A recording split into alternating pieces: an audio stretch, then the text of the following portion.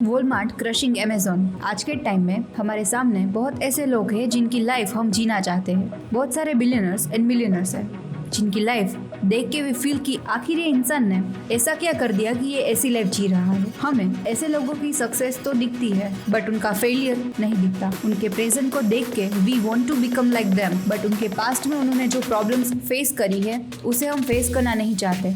एक फार्मर का ही लड़का जिसे अपना खाना अफोर्ड करने के लिए दिन रात मेहनत करनी पड़ती थी, किसी ने अपने सपने में भी नहीं सोचा था कि वो एक दिन इस दुनिया की सबसे बड़ी कंपनी बना देगा। $570 बिलियन का रेवेन्यू, 23 लाख से ज़्यादा एम्प्लॉइज और वर्ल्ड वाइड 11,000 से भी ज़्यादा स्टोर्स, और इसी के साथ Walmart has become the largest retailer in this world. और इंटरेस्टिंगली वॉलमार्ट आज कुछ ऐसा ज़बरदस्त कर रहा है जिससे आने वाले टाइम में वॉलमार्ट अमेज़न को बीट करके रिटेल मार्केट को डोमिनेट करेगा।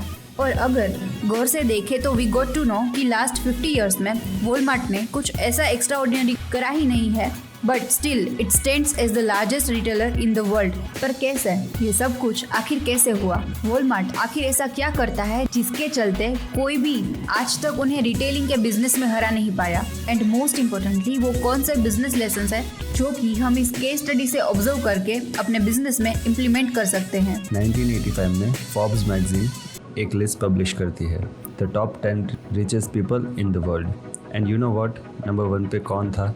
Mister Samuel वॉल्टन from America. इस एक नाम को पढ़कर सारी दुनिया के होश उड़ गए, क्योंकि आज तक किसी ने इस नाम के बारे में सुना नहीं था। मीडिया में हड़बड़ी मच गई कि आखिर ये है कौन, दुनिया का सबसे अमीर आदमी जिसके बारे में किसी ने सुना ही नहीं था। इस बात को कंफर्म करने के लिए रिपोर्टर्स सैम वॉल्टन के घर पर जाते हैं। वहाँ जाकर रिपोर्टर्स ने जो देखा उससे उनके होश उड़ गए। सबने सोचा कि एक आलीशान सा बंगलो होगा, एक बड़ा सा स्विमिंग पूल होगा, लग्जरी गाड़ी होगी। बट जब रिपोर्टर्स सैम के घर के बाहर पहुंचते हैं तो दे सी एक छोटा सा घर जिसके अंदर एक नॉर्मल सा आदमी बैठा हुआ है और घर के बाहर मिनी ट्रक खड़ा हुआ है। वॉल्टन ने एक ऐसी कंपनी खड़ी करी जिसका आज पर आवर का रेवेन्यू $1.5 मिलियन से भी ज़्यादा है। And that is the reason कि Walton family is worth $215 billion. But the question is कि एक 27 ईयर्स के छोटे से सेल्समैन ने ये सब किया कैसे, जिसे समझने के लिए हमारा ये 3 चीज़ों को समझना बहुत ज़रूरी है। Number 1, roots. सैम वॉल्टन कहाँ से आते हैं और वॉलमार्ट की शुरुआत कैसे हुई थी। नंबर 2, की elements that forms the retail business. वो कौन से की एलिमेंट्स है जिससे रिटेलिंग का बिजनेस सस्टेन करता है। नंबर 3, वॉलमार्ट का business plan to destroy the competition. Late 1940s में अमेरिका कुछ ही टाइम पहले वर्ल्ड वॉर 2 के भयानक नज़ारे से बाहर आया था। इस टाइम में इकोनॉमी की सिचुएशन बहुत ही ज़्यादा खराब थी और मजबूरन 7 साल की उम्र में सैम वॉल्टन को अलग अलग जॉब्स करके अपनी फैमिली को सपोर्ट करना पड़ा। सैम को अपनी स्कूल और कॉलेज की फीस पे करने के लिए न्यूज़पेपर एंड मैगजीन तक बेचना पड़ा। यहाँ तक कि एक टाइम पे उन्होंने एज अ वेटर भी काम करा था। वॉल्टन का पहला रिटेल स्टोर उन्होंने अपने फादर इन लॉ से $20,000 का लोन लेकर खोला था। ये स्टोर चेन बेन फ्रैंकलिन की एक फ्रेंचाइजी थी, पर कुछ टाइम में ही Walton realise that Ben Franklin stores are not performing well, और चाहे वो कितनी भी मेहनत क्यों ना कर ले, कभी भी अच्छा खासा प्रॉफिट नहीं कमा पाएंगे। लेकिन उन्होंने इसका रास्ता निकाला। वॉल्टन अपने बेन फ्रैंकलिन स्टोर के लिए सारी की सारी मर्चेंडाइज फ्रैंकलिन के सप्लायर से ही परचेज करते थे, जो कि उन्हें बहुत ही ज़्यादा कॉस्टली पड़ती थी। तो उन्होंने डिसाइड करा to go out and directly buy it from other suppliers, जिसके चलते बस कुछ ही टाइम में उनका बनाया हुआ बेन फ्रैंकलिन स्टोर अच्छे खासे प्रॉफिट को कमाने लग गया। सैम वॉल्टन का स्टोर इकलौता ऐसा बेन फ्रैंकलिन का स्टोर था जो कि प्रॉफिटेबल था। सब कुछ बढ़िया जा रहा था, लेकिन अचानक कुछ ऐसा होता है जिसके चलते सैम वॉल्टन के पैरों के नीचे से ज़मीन खिसक जाती है। 1945 जब बेन फ्रैंकलिन के स्टोर का लीजिंग का कॉन्ट्रैक्ट बन रहा था तो उसमें रिन्यूअल क्लोज को डाला ही नहीं था, और जिसका रिजल्ट ये निकलता है कि अब मजबूरन जिस स्टोर को स्क्रैच से लेकर सैम वॉल्टन ने इतना प्रॉफिटेबल बनाया था, उन्हें वो सब कुछ छोड़कर होम टाउन वापिस आ जाना पड़ता है। It felt like everything was over. Sam अपने होम टाउन बेंटनविले वापिस आते हैं और अपने घर को गिरवी रखकर एक नई शुरुआत करते हैं। वो एक नया स्टोर खोलते हैं और अब की बार ही मेड श्योर कि उनके स्टोर का जो लीजिंग कॉन्ट्रैक्ट है वो 99 ईयर्स का हो। फाइनली फिर से एक बार शुरुआत होती है और वॉलमार्ट डिस्काउंट स्टोर खुल जाता है। कुछ ही साल में 1 स्टोर से 2 स्टोर, 3 से 5 स्टोर, 5 स्टोर से 20 स्टोर और देखते ही देखते आज वॉलमार्ट एवरी मंथ 100 से ज़्यादा स्टोर्स खोल रहा है। But how? बिजनेस के इनिशियल स्टेज में ही सैम वॉल्टन ने रिटेलिंग बिजनेस के ये 3 की एलिमेंट्स को समझ लिया था। Number 1 price to volume equation, number 2 outlet planning, number 3 consumer buying behaviour. Price to volume equation बनाने के लिए ये 4 चीजें लगती है। Number 1 low price and high volume. But ये चीज़ आखिर होती कैसे है? इसे ध्यान से देखिए। एक नॉर्मल रिटेलर है, वो रिटेलर अपने सप्लायर के पास जाकर 100 पेन्स का ऑर्डर प्लेस करता है, जिसके लिए वो सप्लायर्स उसे पर पेन की कॉस्ट 10 रुपीज़ बताता है। वो रिटेलर उस पेन को मार्केट में 12 रुपीज़ में सेल करता है। टेक्निकली विथ 100 पेन्स उस सेलर ने 200 रुपीज़ का प्रॉफिट कमाया। वहीं पर वॉलमार्ट उसी सप्लायर के पास जाकर 5000 पेन का ऑर्डर प्लेस करता है और अब एज वो 5000 पेन बाई कर रहा है तो वो सप्लायर उस पेन को वॉलमार्ट को 8 रुपीज़ में बेच देता है। वॉलमार्ट उसे अपने स्टोर में 10 रुपीज़ का प्लेस कर देता है। सो टेक्निकली जो रिटेलर की बाइंग कॉस्ट है वो वॉलमार्ट का सेलिंग प्राइस बन जाती है, जिसके चलते कोई भी रिटेलर वॉलमार्ट के साथ कम्पीट नहीं कर पाता। बट वॉलमार्ट की बाइंग कॉस्ट बाकी के रिटेलर से कम क्यों होती है? अगर आप ध्यान से देखो तो ये हमें दूसरी चीज़ की ओर लेकर आता है, that is buying cost. Walmart अपनी बाइंग कॉस्ट को कंट्रोल करने के लिए मेनली ये 3 चीज़ें करता है। Number 1 buying from manufacturing unit. Walmart अपना सारा का सारा स्टॉक मैन्युफैक्चरिंग यूनिट से सोर्स करता है और वो भी they place multiple orders to the manufacturing units for different products. Number 2 pre season buying. जब भी किसी चीज़ का सीज़न आने वाला होता है तो सीज़न आने से 2 या 3 महीने पहले से ही वॉलमार्ट नॉन पेरिशेबल गुड्स को परचेज करके स्टोर कर लेता है। फॉर एन एग्जांपल, दिल्ली के अंदर सर्दियाँ अक्टूबर एंड नवंबर मंथ में आ जाती है, तो Walmart June and July month में ही सर्दियों के आइटम्स जो कि नॉन पेरिशेबल गुड्स है उनको स्टोर करके रख लेता है। जैसे कि जून जुलाई में सर्दी की सीज़न नहीं होती तो उस टाइम पे वो सारे आइटम्स वॉलमार्ट को और भी ज़्यादा डिस्काउंट रेट्स में मिल जाते हैं। Number 3 and most important volume purchase. Walmart जब भी कुछ बाय करता है तो बहुत ही ज़्यादा बड़ी वॉल्यूम में परचेज करता है। बड़ी वॉल्यूम का स्टॉक 2 सेपरेट यूनिट में बांट दिया जाता है। नंबर 1 होलसेल, जिसके अंदर आता है सैम्स होलसेल क्लब, जहाँ पर सारे रिटेलर्स होलसेल क्वांटिटी के अंदर गुड्स को परचेज करने आते हैं। नंबर 2 वॉलमार्ट इंटरनेशनल, जिसके अंदर वॉलमार्ट के सारे स्टोर्स आते हैं और इसी जगह पे स्टोर और लॉजिस्टिक कॉस्ट की एंट्री होती है। अपनी स्टोर कॉस्ट को कंट्रोल करने के लिए वॉलमार्ट ने ये 4 चीज़ें करी। Number 1 self service. जितने कम स्टोर्स में बंदे रखोगे उतनी ऑपरेशनल कॉस्ट कम आएगी। Number 2 metal shelves. Metal shelves wood shelf से ज़्यादा लॉन्ग लास्टिंग भी होते हैं और वुडन शेल्फ से ज़्यादा सस्ते भी पड़ते हैं। दैट्स वाई वॉलमार्ट स्टोर्स में हर जगह मेटल शेल्फ का यूज़ होता है। नंबर 3 मोर बिलिंग काउंटर्स। जितने ज़्यादा बिलिंग काउंटर्स होंगे उतना ज़्यादा ट्रैफिक वॉलमार्ट के अंदर आकर के बाहर जल्दी जा पाएगा, जिस चीज़ के चलते स्टोर ज़्यादा ओवर क्राउडेड नहीं होता और ज़्यादा से ज़्यादा लोग वॉलमार्ट स्टोर के अंदर जाकर जल्दी से जल्दी शॉपिंग करके निकल सकते हैं। In less time Walmart sells you more. Number 4 square foot shelving. Walmart ये देखता है कि फ्लोर के पर स्क्वायर एरिया के अंदर कितना ज़्यादा से ज़्यादा सामान रख पाऊँ and they try to maximise the square foot shelving, ताकि वो कम जगह पे ज़्यादा से ज़्यादा माल को स्टोर करके अपनी पर स्क्वायर फुट की कॉस्ट को कम कर पाए। और अब आता है लॉजिस्टिक कॉस्ट। अपनी लॉजिस्टिक कॉस्ट को कम करने के लिए वॉलमार्ट एक प्रिंसिपल का यूज़ करता है जिसे हम क्रॉस डॉक हब स्पोकिंग कहते हैं। क्रॉस डॉक हब स्पोकिंग का यूज़ करके वॉलमार्ट ये दोनों डॉट्स को एक दूसरे से कनेक्ट करता है। The first dot is manufacturers and the second dot is stores. इस चीज़ को आपस में कनेक्ट करते हैं वॉलमार्ट के डिस्ट्रीब्यूशन सेंटर्स। जो मैन्युफैक्चरर्स हैं वो बहुत ज़्यादा आइटम्स क्वांटिटी में लोड करके डिस्ट्रीब्यूशन सेंटर तक पहुंचाते हैं। वॉलमार्ट के डिस्ट्रीब्यूशन सेंटर के अंदर क्रॉस डॉक हब स्पोकिंग का यूज़ होता है, जिसके ज़रिए कौन से रिटेल स्टोर के अंदर कौन सी आइटम कितनी क्वांटिटी में चाहिए उसे क्रॉस डॉक करके अलग अलग ट्रक्स के अंदर लोड करा जाता है, जहाँ से ये सारा का सारा सामान उस रिटेल स्टोर तक पहुँचता है, जिस चीज़ के चलते उनका पर रिटेल स्टोर का जो ट्रांजैक्ट कॉस्ट है वो बहुत ज़्यादा कम हो जाता है। सिर्फ यही नहीं बट वॉलमार्ट ये भी इंश्योर करता है कि उनके मैन्युफैक्चरर्स लेस पैकेजिंग मटेरियल का यूज़ करेंगे, ताकि जितना कम पैकेजिंग मटेरियल होगा उतना ही ज़्यादा सेल्स का डोमिनो इफेक्ट होगा। Now see how that works. Walmart ने एक फ्रोजन पिज़्ज़ा मैन्युफैक्चरर के साथ ये एक्सपेरिमेंट करा था।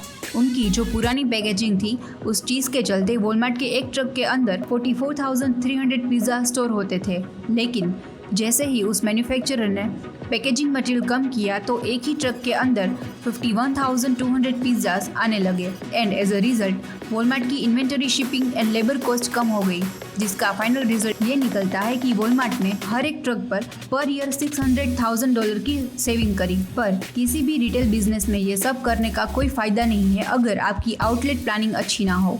विच टाइम वॉल्टन को रियलाइज हो गया था कि अगर उन्हें अपनी कस्टमर्स को सेटिस्फाई करना है तो फर्स्ट थिंग ही has to improve is the Walmart store. और वो उसे इस तरीके से करते हैं। एक रिटेल आउटलेट के प्लानिंग के अंदर ये दो चीज़ें ऐसी हैं जो कि पूरे के पूरे गेम को चेंज कर सकती है।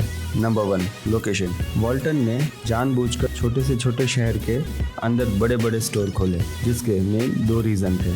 Number 1, cheap real estate. जो छोटे छोटे सिटी होते हैं वहाँ पर रियल एस्टेट काफ़ी सस्ता होता है। Allowed Walmart to open big store with less capital. And number 2, high middle class traffic. छोटे सिटीज़ के अंदर ज़्यादातर ऐसी पॉपुलेशन रहती है who are looking to buy cheap. जो स्टोर्स सबसे सस्ता सामान देगा, सारा का सारा ट्रैफिक वहीं पर होगा। और more over the time Walmart ने अपनी स्टोर्स को हाइपर क्लस्टर करना शुरू कर दिया। तो अगर आप आज देखो तो अमेरिका में और बाकी की मेजर कंट्रीज़ में जहाँ पर वॉलमार्ट की प्रेजेंस है, वहाँ पर हर 10 माइल्स के अंदर वॉलमार्ट का स्टोर दिख जाएगा, ताकि लोगों को ज़्यादा ट्रैवल करके स्टोर तक आना ना पड़े। अगर आप वॉलमार्ट के लेआउट्स को क्लोजली एनालाइज करोगे तो यू विल सी स्टार्टिंग के शेल्व्स होते हैं, वहाँ पर सस्ते से सस्ते आइटम को रखा जाता है, ताकि जब आप एज अ कस्टमर वॉलमार्ट के स्टोर के अंदर घुसो तो आपको ये फील ना हो कि यहाँ पर चीज़ें कॉस्टली हैं। स्टार्टिंग में आपको सस्ते आइटम दिखते जाएंगे and then you will see shop and shop and shop. Walmart की ग्रोथ काफ़ी ज़्यादा अमेजिंग है। पिछले 5 साल में इस स्टॉक की वैल्यू 67% बढ़ी है। ऑन एन एवरेज जो भी कस्टमर वॉलमार्ट के स्टोर के अंदर एंटर करता है they end up spending $30 to $50। But how? और यही थर्ड एलिमेंट आता है, that is consumer buying behaviour. Walmart understands you better than you do. जैसे ही आप वॉलमार्ट के स्टोर के अंदर एंटर करते हो तो आपको स्टार्टिंग में ही एक ट्रॉली पकड़ा दी जाएगी। यूल फील कि ये चीज़ आपके कन्वीनियंस के लिए करी जा रही है, बट ये एक साइकोलॉजिकल प्ले है। एक बार ट्रॉली लेके when you start to walk in the store, उसी वक्त आपका माइंड एक बाइंग बिहेवियर को इनिशिएट करता है। एंड वैसे भी आप एक एम्प्टी ट्रॉली लेके स्टोर से नहीं निकलोगे, क्योंकि साइकोलॉजिकली आपको यही फील होगा कि लोग क्या सोचेंगे, दे जज मी, सो यू स्टार्ट शॉपिंग। जैसे ही आप स्टोर में आगे जाते हो तो आपको बड़े बड़े बैनर्स दिखते हैं जिस पे लिखा होता है everyday low prices and look at it very closely. हर एक price written in a whole number and a decimal number because it is also psychological play. $7.88, $9.44 written from left to right, as हम left to right ही पढ़ते हैं। और ये चीज़ काम ऐसे करती है कि जब आप ये फिगर्स को देखते हो तो आपका ब्रेन साइकोलॉजिकली ये बताता है कि मैं $8 की नहीं, $10 की नहीं, बल्कि एक $7 एंड $9 की परचेज कर रही हूँ। और ऑड नंबर की परचेजेस इवन नंबर की परचेजेस से ऑलवेज सस्ती लगती है। Then you'll go one step forward and you'll tend to buy more and more and more. That's because of persuasion of sequential buying behavior. Simple words में बोले तो selling goods in a sequence through social analytics. Walmart software and tools का use करके environments को study करते हुए sequence में desk के अंदर प्लेस करता है। टेल मी वन थिंग, आप पहले मिल्क बाय करोगे या कॉर्नफ्लेक्स? 95% मेजोरिटी ऑफ पीपल पहले कॉर्नफ्लेक्स बाय करते हैं, उसके बाद मिल्क बाय करते हैं। इसलिए वॉलमार्ट अपने स्टोर में पहले कॉर्नफ्लेक्स को प्लेस करता है, उसके बाद ही मिल्क को प्लेस करेगा, ताकि कोई भी बंदा कॉर्नफ्लेक्स बाय कर रहा है वो नेक्स्ट काउंटर पे जाकर मिल्क श्योरली बाय करे, because as humans we tend to buy things in a sequence. Walmart के सभी सिस्टम इंटरनल सॉफ्टवेयर के थ्रू ऐसे आपस में लिंक्ड हैं कि you will hardly find product out of stock in Walmart. ये सारी चीज़ें VMI के थ्रू करी जाती है, मीन्स वेंडर मैनेज इन्वेंटरी। हर एक वॉलमार्ट का स्टोर अपने आसपास के डिस्ट्रीब्यूशन सेंटर से लिंक्ड है और वो डिस्ट्रीब्यूशन सेंटर अपने सप्लायर से लिंक्ड है। सो बेसिकली जो सप्लायर है उनको अपने स्टॉक की लाइव ट्रैकिंग मिलती है, जिससे सप्लायर को ये मालूम पड़ता है कि कितना स्टॉक बिक गया और कितना स्टॉक अभी भी स्टोर में पड़ा हुआ है, जिससे ऑन टाइम अपने स्टॉक को रिफिनिश कर पाते हैं। Moreover this softwares and tools help Walmart with need and trend analysis, और ये कुछ इस तरीके से काम करता है। Like there is a situation of recession, situation बहुत टफ है, तो ऐसी कंडीशन में वॉलमार्ट अपनी कंज्यूमेबल आइटम्स के स्टॉक को 50% से बढ़ा देता है, क्योंकि रिसेशन के टाइम पे लोग जो कंज्यूमेबल आइटम्स है उसकी कंजम्पशन बढ़ा देते हैं और जो नॉन कंज्यूमेबल आइटम्स है उनकी कंजम्पशन कम कर देते हैं। और जब टाइम बहुत ज़बरदस्त चल रहा होता है, ऐसी कंडीशन में वॉलमार्ट अपने स्टोर के अंदर नॉन पेरिशेबल आइटम्स जो कंज्यूमेबल नहीं है उनको बढ़ा देगा, कंज्यूमेबल की क्वांटिटी कम कर देगा, so that even if there is inside each of the conditions, चाहे रिसेशन हो या inflation, Walmart is always profitable. 30 April 2022 Walmart अपनी एक्सप्रेस डिलीवरी की अनाउंसमेंट करते हैं और इस एक अनाउंसमेंट के बाद अमेज़न की दुनिया हमेशा के लिए बदल जाती है। 7 साल पहले 2013 में वॉलमार्ट अपनी ग्रोसरी डिलीवरी सर्विस को टेस्ट करता है and you know what, the results were amazing. 2017 में अमेज़न होल फूड्स को $13 बिलियन में अक्वायर करता है to enter in the grocery delivery space, and guess what, Walmart is crushing Amazon in grocery delivery, जिससे वो कुछ इस तरीके से करते हैं। Walmart is delivering at super low cost for express customers for in 2 hours only. I know Amazon भी तो सेम सर्विस अपने कस्टमर को देती है, बट देयर आर 5 की डिफरेंसेस जो कि वॉलमार्ट को अमेज़न से पावरफुल बनाते हैं। Number 1, inventory. अमेज़न अपनी 2 hours डिलीवरी अपने whole foods of retail stores के थ्रू करता है, जिसकी सबसे बड़ी लिमिटेशंस है उनकी लिमिटेड इन्वेंट्री। होल फूड की वजह से Amazon can only deliver groceries with in 2 hours। वहीं पर दूसरी तरफ क्योंकि वॉलमार्ट के स्टोर्स के अंदर बहुत सारी इन्वेंट्री होती है एंड वहाँ पर सारी चीज़ें अवेलेबल होती है, तो वॉलमार्ट से आप 2 घंटे के अंदर अंदर हर एक चीज़ मंगवा सकते हो, जो कि अमेज़न अपने कस्टमर्स को नहीं दे पाता। Second difference is quality control. Amazon के ऊपर 70% से ज़्यादा सेल्स सेलर के थ्रू होती है। Sellers use Amazon market place to sell their product. इसका सबसे बड़ा डाउनटाउन ये होता है कि Amazon never runs any quality checks on the goods, whereas Walmart के स्टोर के अंदर जितनी भी इन्वेंटरी जाती है वो सारी की सारी इन्वेंटरी क्वालिटी चेक से होके ही गुजरती है, ताकि कस्टमर्स को एक क्वालिटी प्रोडक्ट मिल पाए। सो कस्टमर्स वॉलमार्ट की एक्सप्रेस डिलीवरी यूज कर रहे हैं तो उनके पास क्वालिटी प्रोडक्ट ही पहुंचेगा, which is not the case in Amazon always. Third difference is membership. Amazon की प्राइम 2 hours डिलीवरी उन्हीं कस्टमर्स के लिए है जिनके पास उसकी मेंबरशिप है। वहीं पर वॉलमार्ट की एक्सप्रेस डिलीवरी है वो हर एक कस्टमर के लिए फ्री ऑफ कॉस्ट है, अगर वो $30 से ऊपर की परचेस करता है तो। सो टेक्निकली अमेज़न प्राइम की 2 hour डिलीवरी की सर्विस के लिए you have to buy prime membership and product के लिए पैसे भी देना पड़ेगा, but with the Walmart this is not the case. Fourth and important difference that is fast reverse logistics. अगर आप अमेज़न से कुछ ऐसी चीज़ ऑर्डर करते हो जो कि ग्रोसरी आइटम नहीं है, तो उस चीज़ को रिटर्न करवाने में आपको 2 से 3 दिन लग जाएंगे, और ऐसे केस के अंदर वो सारा का सारा रिवर्स लॉजिस्टिक का कॉस्ट वो सेलर को बेयर करना पड़ता है जिसने अमेज़न के थ्रू वो प्रोडक्ट सेल करा है। जबकि वॉलमार्ट के केस में अगर आपने किसी चीज़ का रिटर्न ऑर्डर प्लेस करा है तो वॉलमार्ट का स्टोर आपसे 10 माइल दूर है, तो ये पूरी प्रोसेस बहुत ज़्यादा तेज़ भी होती है और वॉलमार्ट को इसमें कम कॉस्ट बेयर करनी पड़ती है। ऊपर से अगर कस्टमर चाहे और उनको जल्दी रिटर्न चाहिए तो वो खुद वॉलमार्ट के स्टोर तक जाकर रिटर्न करवा सकते हैं, because it's just 10 miles away. अब fifth and most important difference, that is sustainability. No matter how big Amazon is, but the harsh reality is Amazon is not profitable. Amazon का maximum profit उनकी AWS Amazon web service के segment से आता है। उनका retail segment और उनका e-commerce segment उतना ज़्यादा प्रॉफिटेबल नहीं है। वहीं पर दूसरी ओर वॉलमार्ट इज़ हाईली प्रॉफिटेबल। सो आने वाले टाइम में अगर वॉलमार्ट को अमेज़न के साथ कम्पीट करना ही है तो वॉलमार्ट अपनी प्राइस को अमेज़न से भी नीचे ला सकता है, बिकॉज उनके पास इतना कैश है कि they can easily sustain, but Amazon will have tough time to compete with Walmart in the retailing business, जो कि हम इनके पावरफुल बिजनेस लेसन की ओर लेके आता है। जिसे सीख के हम अपने खुद के बिजनेस में इम्प्लीमेंट कर सकते हैं। Number 1, you don't have to do something extraordinary to build a successful business. अगर आप क्लोजली देखो तो वॉलमार्ट कुछ भी एक्स्ट्रा ऑर्डिनरी नहीं करता, they just follow simple rule of retailing, जिसको सैम वॉल्टन ने इतने स्केल पे इम्प्लीमेंट किया कि आज उन्होंने इस दुनिया की सबसे बड़ी कंपनी खड़ी कर दी। Number 2, customers are always loyal to the value and not to the business. Time has changed when it comes to non-luxury product. Customers कभी भी आपकी ब्रांड से नहीं बल्कि आपकी दी गई वैल्यू से अटैच्ड होते हैं, जिसका सबसे बड़ा एग्जाम्पल है स्विगी एंड जोमेटो। आज की डेट में चाहे स्विगी जोमेटो ने कितना भी पैसा क्यों ना स्पेंड किया हो अपनी ब्रांड्स को प्रमोट करने के लिए, हर एक कस्टमर्स दोनों ऐप को ओपन करके चेक करता है और जिसमें खाना सस्ता मिले वहीं से लेता है। So make sure you are consistently delivering value to your customers, क्योंकि चाहे कितना भी बड़ा ब्रांड बिल्ड कर लो, वो आज की डेट में उतना मैटर नहीं करता जितनी आपकी दी गई वैल्यू करती है। So I hope you guys like this case study. Stay tuned for the next one. अगर आपको ये वीडियो पसंद आई है तो इस वीडियो को लाइक एंड शेयर करें और आगे ऐसे ही इन्फॉर्मेटिव केस स्टडीज देखने के लिए हमारे चैनल को सब्सक्राइब करें। Press the bell icon to get all the notifications. Short videos देखने के लिए हमें इंस्टाग्राम पे फॉलो करें। हाथ बढ़ाओ, व्यापार बढ़ाओ। डाउनलोड फायदे करो नाउ।